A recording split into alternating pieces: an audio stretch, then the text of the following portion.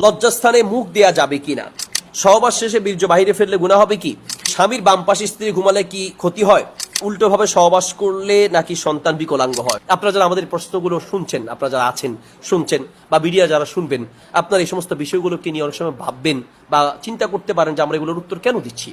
এই সমস্ত বিষয়গুলোর উত্তর যদি আমরা না দেই, অনেকেই না বুঝে এগুলোকে হারাম পথে চলে যাচ্ছে, অবৈধ পথে চলে যাচ্ছে। রাসূল সাল্লাল্লাহু আলাইহি ওয়াসাল্লাম এই সমস্ত বিষয়গুলোর উত্তর দিয়েছেন, হাদিসে এসেছে কিভাবে ইসলাম তো এমন একটা ধর্ম। সূরা মাইদার 3 নম্বর আয়াতে এসেছে, আল ইয়াউমা আকমালতু লাকুম দীনাকুম ওয়া আতমামতু আলাইকুম নি'মাতি ওয়া রাদিতু লাকুমুল ইসলাম দীনা। ইসলাম একটি পরিপূর্ণ জীবন ব্যবস্থা।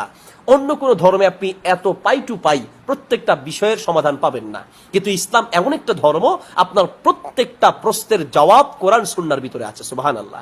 আপনি কিভাবে স্ত্রীর সাথে সহবাস করবেন, কিভাবে বাথরুমে যাবেন, কিভাবে বাথরুম থেকে বের হবেন, কিভাবে বাথরুমে বসবেন, সবগুলো পাই টু পাই শরীয়তে বলা আছে। এজন্য আমরা বিষয়গুলো প্রশ্ন